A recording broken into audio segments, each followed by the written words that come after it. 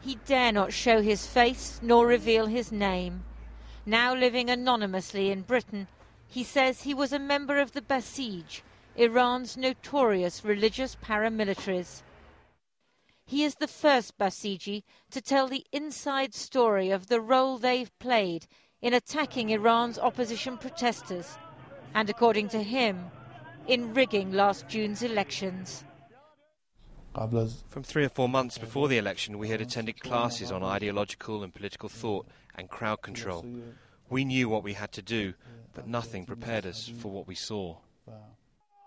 Iran's Basij are the defenders of the revolution, men and women taught from an early age that the supreme leader is infallible and following orders is a religious duty.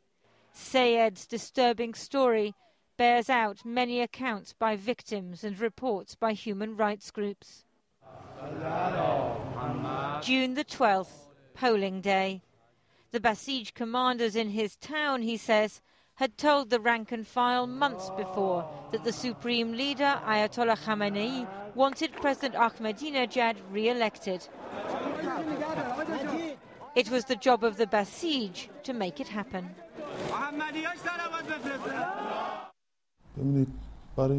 For those of us who were responsible for the ballot boxes, the order was this, that Khamenei's wish is for Ahmadinejad to win.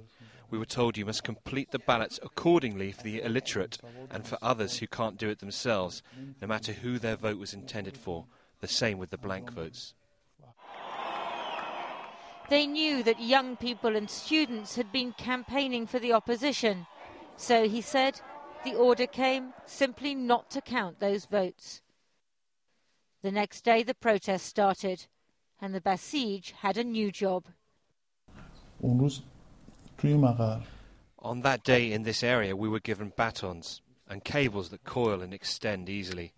If one attaches to someone's hand and you pull it, you can do serious harm. Sprays like pepper sprays. Some were given handcuffs. The order came to attack everyone without restraint or mercy, regardless of their age. Anyone who was in disagreement. It was made clear there should be no distinction between child or adult, man or woman. Real attack without warning and the right to shoot. They had prepared a hospital for the wounded and the dead, a Basij hospital. It was very hard. If there was an issue with killing, it was explained that the killing was for a cause and that it was a good deed.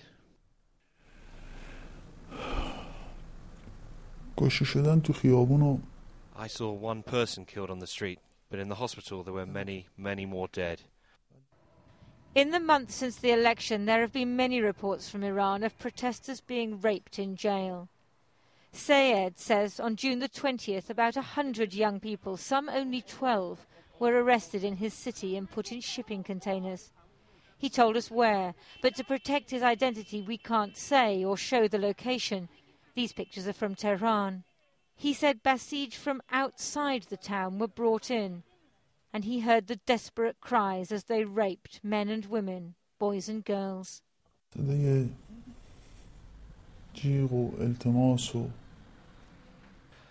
I heard the sound of screams and pleading and crying. We didn't understand what was going on. They were pleading, "We're sorry, please, we regret our actions," or screams or crying. We were confused. I couldn't believe that we would do such a thing, to rape. It's as if it's replaying in front of me. The faces, the screams are with me every moment. It's not something you can forget or separate yourself from. They were pleading, they were crying, they wanted help. He says he and other locals fought those Basij who'd been brought in, but they got no comfort when they complained to their commander, who he calls Haji. We said, "What is this? Sexual abuse is a serious crime. Who gave this order? Who authorized this?" Haji calmly replied with a smile, "This is an aid to victory. It's a worthy deed. There's nothing wrong with it. Why are you complaining?" Sayed had believed the Basij were the epitome of Islamic virtue. Now he's fled Iran. He doesn't know what to think. Now I am ashamed in front of people, even to say I was mistaken, and I'm ashamed in front of my religion. I committed crimes, knowingly and unknowingly. Now I'm left with my conscience, punishing me for what I did. In recent days, there have been more demonstrations, mainly in universities. The Basij continue to beat and arrest protesters. We got no response from the Iranian embassy when we requested a comment on Sayed's allegations. Iran is in turmoil still, and so is this one man, who fled rather than follow orders, and who now wrestles with his conscience and his faith.